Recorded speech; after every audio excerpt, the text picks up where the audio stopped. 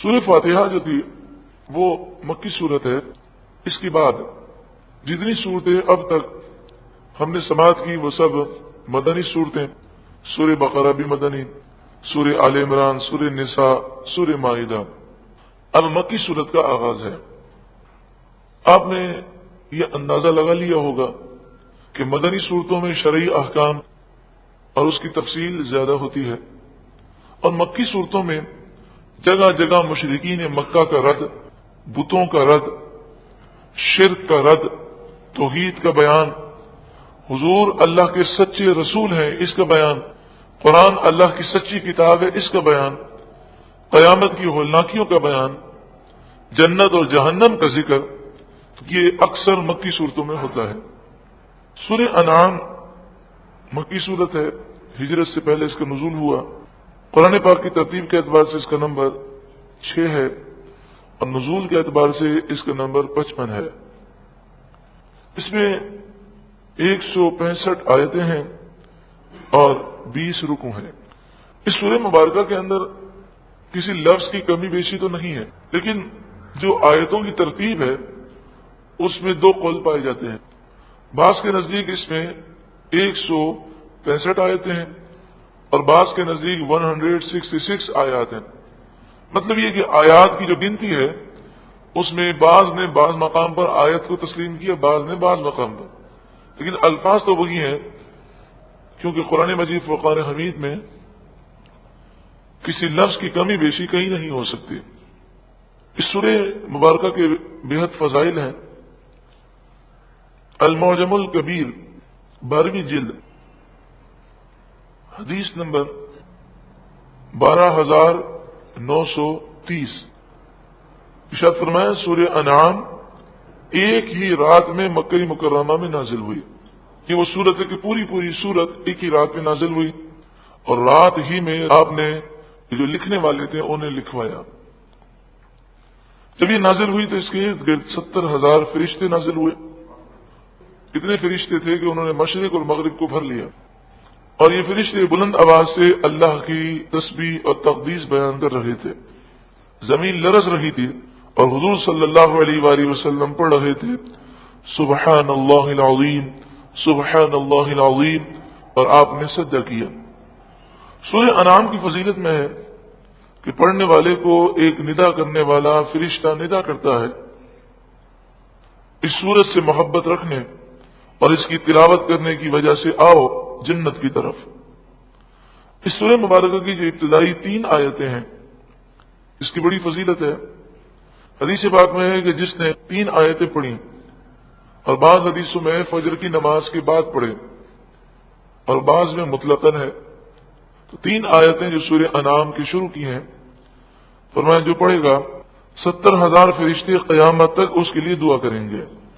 اللہ تعالیٰ اسے جنت میں داخل فرمائے گا، حوض کوثر سے اسے غسل دیا جائے گا، سلسبیل سے اسے سیراب کیا جائے گا، عرش کا سایہ نصیب ہوگا، جنت کے پھل اسے ملیں گے، اور اللہ تعالیٰ فرمائے گا میں تیرا برحق رب ہوں اور تو میرا برحق بندہ ہے. بعض لوگوں کو یہ خیال گزرتا ہے کہ صرف 3 آیتیں پڑھنے کی اتنی فضیلت کیسے ہو سکتی ہے؟ دیکھیں بات یہ ہے کہ یہ اللہ تبارک و تعالیٰ کے فضل پر موقوف ہے.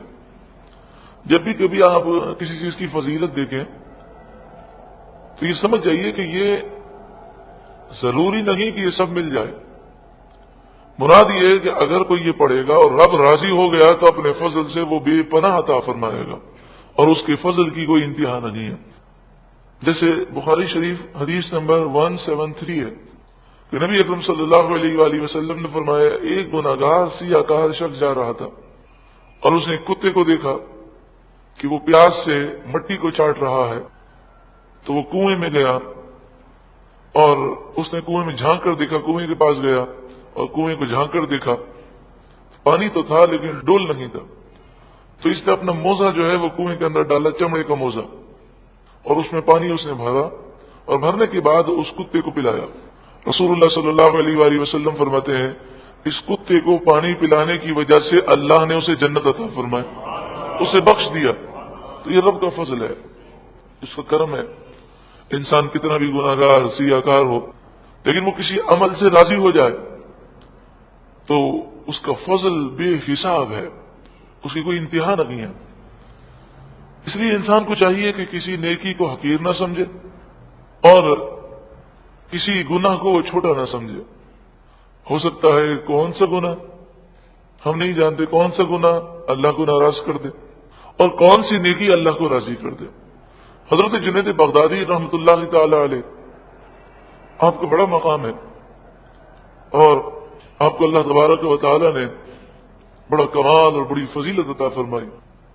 آپ اہل تصوف کے امام ہیں، بڑی عبادتیں آپ نے کی اور بہت بڑے آپ محدث ہیں، مفسر ہیں. حضرت جنید بغدادی کے وصال کے بعد کسی نے خواب میں دیکھا، پوچھا کہ آپ کی کیا بخشش ہو گئی؟ تو آپ نے فرمایا ہاں اللہ نے مجھے بخش دیا. پھر آپ نے فرمایا مجھے کیوں بخشا یہ سن لو، جو میں رات کو تہجد پڑھتا تھا اس کی وجہ سے اللہ نے مجھے بخش دیا. اس لیے جتنا ہو سکے انسان نیکی اختیار کرے. سمجھانے کے لیے ایک مثال دی جاتی ہے کہ آپ اپنے ماں باپ کی خدمت کرتے ہیں لیکن کبھی کبھی آپ نے دیکھا ہوگا کہ چھوٹی سی بات وہ ماں باپ کو ناراض کر دیتی ہے اور کبھی کبھی ایسا ہوتا ہے کہ چھوٹی سی بات انہیں بڑا خوش کر دیتی ہے. بظاہر بات بڑی چھوٹی سی ہوتی ہے، اسی طرح استاد کا معاملہ ہے، اسی طرح بزرگوں کا معاملہ ہے. تو اس مثال سے یہ سمجھیے کہ انسان کو ڈرنا چاہیے کہ میری اس حرکت سے اللہ ناراض نہ ہو جائے. اے اللہ ہم تیری بارگاہ میں سچی پکی توبہ کرتے ہیں، تو اپنے فضل سے ہم سے راضی ہو جا. بسم اللہ الرحمن الرحیم. اللہ کے نام سے شروع جو بہت ہی زیادہ مہربان نہایت رحم کرنے والا. الحمد للہ الذی خلق السماوات والارض. تمام تعریفیں، تمام خوبیاں اس اللہ کے لیے ہیں جس نے آسمان و زمین کو پیدا کیا. حضرت کعب احبار رضی اللہ تعالیٰ عنہ جو پہلے یہودیوں کے بہت بڑے عالم تھے اور پھر بعد میں ایمان لائے، آپ فرماتے ہیں کہ توریت میں پہلی یہی آیت کریمہ تھی جو سورہ انعام کی پہلی آیت ہے.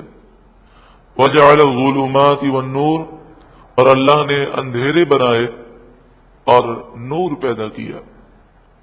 اندھیروں کے لیے جمع کا صیغہ ہے ظلمات اور نور کے لیے واحد، کیونکہ اندھیرے مختلف قسم کے ہیں اور صراط مستقیم کا نور ایک ہی ہے. ثم الذین کفروا بربہم یعدلون، پھر کافر اپنے رب کے برابر ٹھہراتے ہیں، یعنی اپنے بتوں کو، اپنے جھوٹے معبودوں کو وہ رب کے برابر سمجھتے ہیں. هو الذی خلقکم من طین، وہی ہے جس نے تمہیں مٹی سے پیدا کیا، یعنی تمہاری اصل کو، حضرت آدم علیہ السلام کو مٹی سے بنایا. اس میں مشرکین مکہ کا رد ہے جو یہ کہتے تھے کہ مٹی میں ہم جب مل جائیں گے تو پھر اللہ ہمیں زندہ کیسے کرے گا. تو فرمایا کہ تمہاری جو اصل ہے یعنی حضرت آدم علیہ السلام کو بھی تو اللہ نے مٹی سے بنایا، تو تمہاری اصلیت تو مٹی ہے. اب تم جب دوبارہ مٹی میں مل جاؤ گے تو اپنی اصلیت سے مل جاؤ گے. تو جس نے پہلی مرتبہ تمہیں پیدا کیا وہ دوبارہ پیدا کرے گا. ثم قضى اجلا، پھر اس نے موت کا ایک وقت مقرر کیا. دنیا کی کوئی طاقت اس سے پہلے مار نہیں سکتی اور وہ وقت آ جائے تو کوئی بچا نہیں سکتا. موت سے فرار ممکن نہیں اور ڈرنے کا کوئی فائدہ نہیں. اصل تو ہے تیاری کرنی ہے. جیسے امتحان کی تاریخ دی جائے کہ فلاں تاریخ کو امتحان ہوگا، تو امتحان سے ڈرنے کا فائدہ نہیں ہے. اگر وقت مقررہ پر امتحان ہونا ہے تو انسان ڈرے یا نہ ڈرے، اصل تو اس کی تیاری ہے. اور اگر وہ امتحان سے فرار اختیار کرنا چاہے تو اسے کوئی فائدہ نہیں. لیکن دنیاوی امتحانات تو آگے پیچھے ہو سکتے ہیں. موت تو برحق ہے، اس میں ایک سیکنڈ کا بھی فرق نہیں ہو سکتا. ہاں بہانے بن جاتے ہیں، اسباب سامنے آ جاتے ہیں، لیکن لوگوں کی توجہ اصل سے ہٹ چکی اور وہ سبب پر غور کرتے ہیں، بلکہ نعوذ باللہ من ذالک یہ بھی کہہ دیتے ہیں اگر ایسا نہ ہوتا تو موت نہ آتی، ایسا نہ ہوتا تب بھی موت آتی، موت تو اپنے وقت پر ہی آتی ہے، وہ آگے پیچھے نہیں ہو سکتی۔ وَأَجَلٌ مُّسَمًّى عِندَهُ، اور ایک اللہ کے پاس مقررہ وقت ہے، وَأَجَلٌ مُّسَمًّى، اس سے مراد ہے قیامت کے دن اٹھنے کا وقت، قیامت کے دن مرنے کے بعد جب دوبارہ لوگ اٹھائے جائیں گے تو اس کا بھی وقت مقرر ہے۔ لہذا کافر یہ شور مچاتے ہیں کہ کب ہم اٹھیں گے، کب یہ مردے دوبارہ اٹھیں گے، تو انہیں یہ جواب دیا جا رہا ہے کہ اٹھیں گے ضرور مگر ایک مقررہ وقت پر۔ ثم انتم تمترون، پھر تم شک کرتے ہو۔ وَهُوَ اللَّهُ فِي السَّمَاوَاتِ وَفِي الْأَرْضِ، وہ اللہ ہے، حقیقی معبود ہے، آسمانوں میں بھی اور زمین میں بھی، حقیقی طور پر وہی عبادت کا مستحق ہے، اس کے علاوہ جتنے معبود ہیں سب جھوٹے ہیں۔ یعلم سرکم، وہ خوب جانتا ہے تمہاری پوشیدہ باتوں کو، وجہرکم، اور تمہاری ظاہری باتوں کو، ویعلم ما تکسبون، اور وہ خوب جانتا ہے جو تم کماتے ہو۔ وما تأتیہم من آیت من آیات ربہم، ان کے رب کی آیتوں میں سے کوئی آیت ان کے پاس نہیں آتی، الا کانوا عنہا معرضین، مگر جب بھی آتی ہے وہ اس سے منہ پھیر لیتے ہیں، یعنی جب بھی ان کے سامنے کوئی نشانی آئے تو وہ اس سے منہ پھیر لیتے ہیں اور نصیحت حاصل نہیں کرتے۔ فقد کذبوا بالحق لما جاءہم، پھر بے شک انہوں نے حق کو جھٹلا دیا جب حق ان کے پاس آ گیا۔ فسوف یأتیہم انباء ما کانوا بہ یستہزئون، تو عنقریب ان کے پاس اس عذاب کی خبر آ جائے گی جس کا وہ مذاق اڑایا کرتے تھے، جس عذاب کی باتیں سن کر وہ ہنستے ہیں وہ عذاب عنقریب ان کے سامنے آئے گا۔ الم یرو، کیا انہوں نے نہ دیکھا، کم اہلکنا من قبلہم من قرن، کہ ان سے پہلے ہم نے کئی قومیں ہلاک کر دیں، جب وہ نہ بچے تو یہ کیسے بچیں گے، کب تک دنیا کے مزے اڑائیں گے۔ مکناہم فی الارض، ہم نے انہیں زمین میں جماؤ دیا، بڑی طاقتیں دیں، لمبے لمبے قد ہوتے تھے، لمبے لمبے قد، چوڑے چوڑے جسم، وہ بیماریوں سے بچتے تھے، زمین پر آبادی کم تھی، بڑی بڑی زمینیں، بڑے بڑے جنگلات، بڑے بڑے باغات ان کے پاس تھے، پانی کی کوئی کمی نہ تھی۔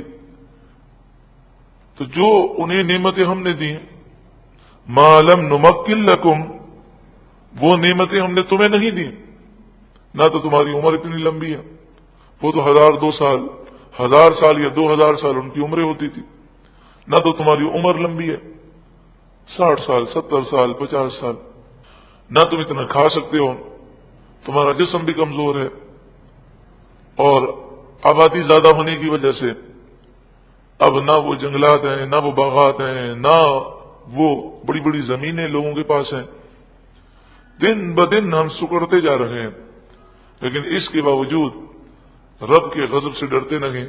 جب بڑے طاقتور، تندرست، توانا، لمبی لمبی عمر والے بھی نہ بچے تو ہم کہاں سے بچیں گے۔ وَأَرْسَلْنَا السَّمَاءَ عَلَيْهِمْ مِدْرَارًا، اور ہم نے ان پر آسمان سے موسلا دھار بارشیں نازل کی۔ وَجَعَلْنَا الْأَنْهَارَ، اور ہم نے نہریں بنائیں، تجری من تحتہم، ان کے نیچے سے بہتی تھیں، کسی قسم کی کوئی کمی نہ تھی، لیکن جب انہوں نے گناہ کیے، اللہ کو ناراض کیا، فَأَهْلَكْنَاهُمْ بِذُنُوبِهِمْ، تو ہم نے انہیں ان کے گناہوں کی وجہ سے ہلاک کر دیا۔ اے اللہ ہمیں گناہوں سے سچی پکی توبہ کی توفیق عطا فرما۔ کتنا افسوس ہوتا ہے، کتنا دل دکھتا ہے لوگوں کی سوچ اور خیالات پر، کتنے لوگ گناہ کرتے ہیں، نماز نہیں پڑھتے، بدنگاہی کرتے ہیں، سارا دن ٹی وی چلتا رہتا ہے، اور گھر میں میوزک کی آواز، ناچ گانے کی آواز، گندی تصویریں، نامحرم عورتوں کی تصویریں، فلمیں، ڈرامے، اس کے علاوہ گاڑی چلا رہے ہیں، سوچتے نہیں کہ ہم گاڑی چلا رہے ہیں، کراچی کے اندر جب دیکھو فائرنگیں ہوتی ہیں، قتل و غارت گری ہوتی ہے، گاڑیاں جلا دی جاتی ہیں، لوگوں کو مار دیا جاتا ہے، ایکسیڈنٹ ہو جاتا ہے، لیکن کیسی سوچ ہے لوگوں کی، بالکل بے پرواہ، گانے سن رہے ہیں اور گانے سنتے ہوئے اپنی دنیا میں مست ہو کر جا رہے ہیں، اور اگر کوئی یہ باتیں سمجھائے تو انہیں بڑی حقارت سے وہ دیکھتے ہیں، یہ تو بیکورڈ ہے، 1400 سال پرانی باتیں کرتا ہے، اب تو نئے دور کی باتیں ہیں۔ ایسے لوگوں کو حقیر نگاہوں سے دیکھا جاتا ہے، حالانکہ 1400 سال جو پرانی باتیں ہیں، تو 1400 سال پہلے ذرا سوچے تو صحیح کہ کس نے یہ باتیں بتائی ہیں؟ ہمارے آقا نے، حضور کا دور، صحابہ کرام کا دور، کیا اس سے بہتر کوئی اور دور ہو سکتا ہے؟ پھر کیا ہوتا ہے؟ 1 سال، 2 سال، 10 سال، 20 سال، پھر مصیبتیں، آفتیں، بلائیں آتی ہیں، پھر بڑی مشکلات آتی ہیں۔ اس وقت بھی کئی لوگ ایسے ہیں توبہ کر لیتے ہیں، لیکن بہت بڑی تعداد یہ ہے کہ اس وقت بھی وہ یہ کہتی ہے نہ جانے ہم سے کیا خطا ہو گئی۔ یعنی سارا دن گناہ کرنے کے بعد بھی مصیبت آتی ہے تو کہتے ہیں نہ جانے ہم سے کیا گناہ ہو گیا۔ یعنی نماز نہ پڑھنا، فلمیں ڈرامے دیکھنا، بدنگاہی کرنا، گانے باجے سننا، ہندوانہ، یہودیوں عیسائیوں کے رسومات پر چلنا، ڈھول دھماکے کرنا، اور اتنے سارے گناہ کرنے کے بعد بھی جھوٹ بولنا، حرام کمانا، لوگوں کا مذاق اڑانا، دل آزاری کرنا، پتہ نہیں کتنے گناہ ہیں، اس کے باوجود کہتے ہیں نہ جانے کون سی خطا ہو گئی، ہم نے تو کبھی کوئی ایسی حرکت نہیں کی، یعنی اپنے گناہ کی نظر نہیں آتے۔ فَأَهْلَكْنَاهُمْ بِذُنُوبِهِمْ، تو ہم نے انہیں ان کے گناہوں کی وجہ سے ہلاک کر دیا۔ وَأَنشَأْنَا مِن بَعْدِهِمْ قَرْنًا آخَرِينَ، اور ہم نے ان کے بعد دوسری قوم کو پیدا کیا۔ بعض کافر حضور کی بارگاہ میں آئے، ان میں نضر بن حارث بھی تھا، عبداللہ بن امیہ، نوفل بن خویلد، وہ آ کر کہنے لگے کہ ہم آپ پر ایمان اس شرط پر لائیں گے کہ آپ آسمان سے ایک کتاب لے کر آئیں اور 4 فرشتے اس کتاب کے ساتھ نیچے اتریں، اور وہ کتاب کاغذ پر لکھی ہوئی ہو، اور 4 فرشتے آ کر گواہی دیں کہ اللہ کی کتاب ہے تو ہم آپ کو مانیں گے، ورنہ نہیں مانیں گے۔ فرمایا وَلَوْ نَزَّلْنَا عَلَيْكَ كِتَابًا فِي قِرْطَاسٍ، اور اگر ہم آپ پر کتاب نازل کرتے فی قرطاس، کاغذ میں لکھی ہوئی، فَلَمَسُوهُ بِأَيْدِيهِمْ، پھر وہ اسے اپنے ہاتھوں سے چھوتے، اتنا سب کچھ دیکھنے کے باوجود بھی وہ نہ مانتے، اور معلوم ہے کیا کہتے؟ لَقَالَ الَّذِينَ كَفَرُوا إِنْ هَذَا إِلَّا سِحْرٌ مُبِينٌ، ضرور کافر یہ کہتے ہیں کہ یہ کھلا سحر ہے، کھلا جادو ہے، اتنا دیکھنے کے باوجود بھی اسے جادو کہتے۔ وہ فرشتوں کو بھی، کتاب کو بھی، جو بھی نظر آتا کہتے ہماری نظر بندی کر دی گئی ہے، کچھ بھی نہیں ہے، صرف جادو کے زور پر ہمیں نظر آ رہا۔ تو یہ ماننے والی قوم نہیں۔ وقالوا، اور وہ بولے لولا انزل علیہ ملک، ان پر کوئی فرشتہ کیوں نازل نہ کیا گیا؟ آسمان سے فرشتہ آتا اور کہتا یہ اللہ کے سچے نبی ہیں۔ ولو انزلنا ملکا، اور اگر ہم فرشتہ نازل کرتے اور پھر بھی وہ ایمان نہ لاتے تو پھر انہیں مہلت نہ دی جاتی۔ لقضی الامر، تو ضرور معاملہ ختم کر دیا جاتا۔ ثم لا ينظرون، پھر انہیں مہلت نہ دی جاتی۔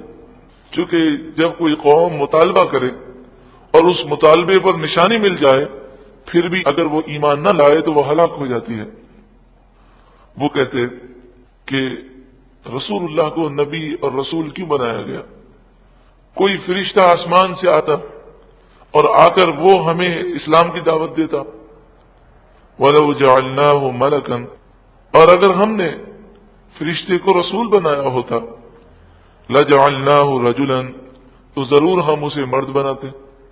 کیونکہ فرشتے کو اصل حالت میں تو وہ دیکھ نہ سکتے، کرامن کاتبین، ہمارے کندھے پر بھی فرشتے ہیں جو ہمیں نظر نہیں آتے، تو فرشتے اصل حالت میں ہوتے تو انہیں نظر نہ آتے، تو وہ مرد کی شکل میں آتے، جس طرح حضرت جبرائیل حضرت مریم کے پاس مرد کی شکل میں آئے، تو پھر جب وہ مرد کو دیکھتے تو پھر وہ یہی کہتے کہ تم فرشتے نہیں ہو، اور پھر وہی شک کرتے، ان کا شک جو ہے کسی صورت میں دور نہ ہوتا۔ ولا لبسنا، لام زبر لامہ نے ضرور، لبسنا ان پر وہی شبہ رکھتے، علیہم ان پر وہی شبہ رکھتے، ما یلبسون جس شبہ میں وہ پڑے تھے، وَلَقَدِ اسْتُهْزِئَ بِرُسُلٍ مِّن قَبْلِكَ، اور ضرور بے شک آپ سے پہلے رسولوں کا بھی مذاق اڑایا گیا، فَحَاقَ بِالَّذِينَ سَخِرُوا مِنْهُمْ مَا كَانُوا بِهِ يَسْتَهْزِئُونَ، فحاقہ تو گھیر لیا ان لوگوں کو کہ جن لوگوں نے مذاق کیا، ما کانوا بہ یستہزئون، اس عذاب نے گھیر لیا جس عذاب کا وہ مذاق اڑایا کرتے تھے، یعنی ان کی ہنسی انہی کو لے بیٹھی، اور ان کا یہ مذاق اڑانا انہیں تباہ و برباد کر چکا۔ مشرکین مکہ سب جانتے ہوئے سمجھتے ہوئے انکاری ہوئے، اور یہ بات بھی آپ سمجھ لیں کہ جو گناہ کرتا ہے ضمیر اس کا ضرور ملامت کرتا ہے، وہ چاہے زبان سے کہے کہ نہیں جناب ایسا کچھ بھی نہیں ہے، یہ صرف ملاؤں کی باتیں ہیں، مولویوں کی باتیں ہیں، لیکن ضمیر اس کا ضرور ملامت کرے گا۔ اور یہ جو آپ نصیحت کرتے ہیں اس پر وہ غصے میں آ جاتے ہیں، تو یہ غصہ اور یہ چڑچڑاپن اسی وجہ سے ہے کہ ضمیر ملامت کر رہا، ضمیر کی یہ ملامت ہے۔ آپ نے یہ دیکھا ہوگا کہ بعض لوگ بلا وجہ تھوڑی سی بات پر غصے میں آ جاتے ہیں، بڑا چڑچڑاپن ہوتا ہے، تو یہ غصہ یہ چڑچڑاپن اسے ملتا ہے جس کے دل میں سکون نہیں ہوتا، اور جسے سکون مل جائے تو اسے چڑچڑاپن نہیں ہوتا۔ تو آج آپ کسی سے بات کریں تو ذرا سی بات پر انسان غصے میں آ جاتا ہے، اس لیے کہ گناہ کرنے کی وجہ سے دل میں سکون نہیں ہے، چین نہیں ہے، بے چینی ہے، اور بے چینی کی وجہ سے اس میں چڑچڑاپن ہے، اور سکون تو صرف اللہ کی یاد میں ہے۔ اللہ رب العالمین ہمیں اپنی اور اپنے حبیب صلی اللہ علیہ وآلہ وسلم کی فرمانبرداری کرنے کی توفیق عطا فرمائے۔